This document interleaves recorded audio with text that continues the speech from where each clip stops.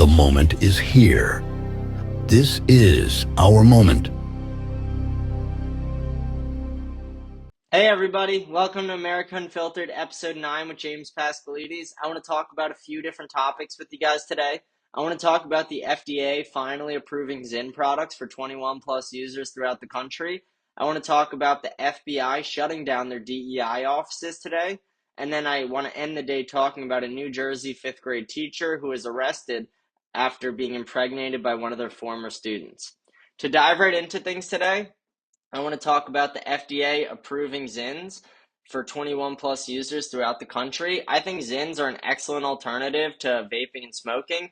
My generation almost missed smoking as a whole, and then vaping came in and took my generation by storm. It's almost rare you see someone in their 20s or 30s without a vape or something like that in their hands or in their pocket. I think Zyn is a lot less harmful than cigarettes and vaping, and the FDA agrees with their new studies they have produced. They've produced over 20 studies showing that Zyns are a lot less harmful, and not only that, but they can help reduce your risk of heart disease, and it will also potentially help you quit smoking and quit nicotine altogether. Zyn products come in 3 milligram and 6 milligram options. I don't think if you don't use nicotine already that you should go out and start, but I do think if you're addicted to nicotine, like vaping or smoking cigarettes, I do think Zyns are an excellent alternative, and the FDA now agrees with that as well. They have many flavors, and like I said, they have a few different milligram options. I'm excited to see what the future holds for Zyn. I think they're an excellent company. I want to also talk about the FBI shutting down their DEI offices today. The FBI has been criticized a lot for their political and ideological narratives over the last 4 to 8 years. I really think that by eliminating the DEI offices, it gives them a lot more time, money, and time, money, and energy to focus on what's really important, supporting their local law enforcement agents, um, protecting the president, protecting their citizens from terrorism. I really think that the FBI needs to do a better job of focusing on these things and not focusing on separate political agendas. And I think in the FBI office, if they're able to have more conversations that aren't boggled down by a bunch of DEI jargon and things like that, I really do think that it will be a lot more productive of a workplace for the employees at the FBI. I now want to talk about a New Jersey 5th grade teacher being arrested for being impregnated by one of their former students. So this New Jersey 5th grade teacher was a elementary school teacher at Middle Township Elementary. Her name was Laura Karen.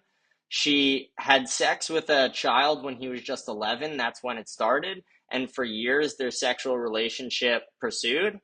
I think this is disgusting. I think my personal opinion, I think all pedophiles should be buried under the jail. I don't think there should be any exceptions, whether it's a man or a woman. I think anyone who violates a child in that way is one of the worst humans to exist, and I think their mind is broken. But this person became pregnant with the child of the kid they were molesting. Then the father then realized that after he saw the resemblance between his son and the baby, he had a DNA test, and that's when he realized his son had been molested by the teacher. I think this is all so sad. I think it's terrible. Whether it's a male doing it to a female or a female doing it to a male, I think it should be punished the same way. Statistically, it's not. Statistically, male offenders will receive way higher sentences. I don't think that male offenders should get less sentences like the woman, but I do think the woman offenders like this one should be getting as bad of sentences as the men. I don't think that gender should play a factor in your jail sentence for a sexual crime against a child. I think most Americans would agree on that.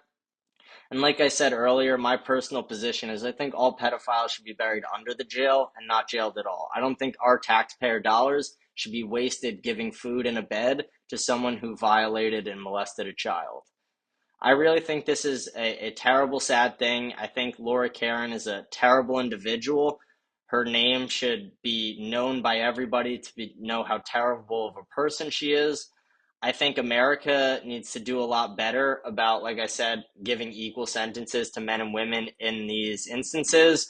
I think the harsher the better. Pedophiles are the worst people in this country. And whatever we can do to eliminate pedophilia from this country, eliminate sex trafficking from this country, we should do as Americans. It's our American duty. I'm James Pascalides. This is America Unfiltered, episode 9. I'm signing off. I hope you all have a blessed day today. Thank you.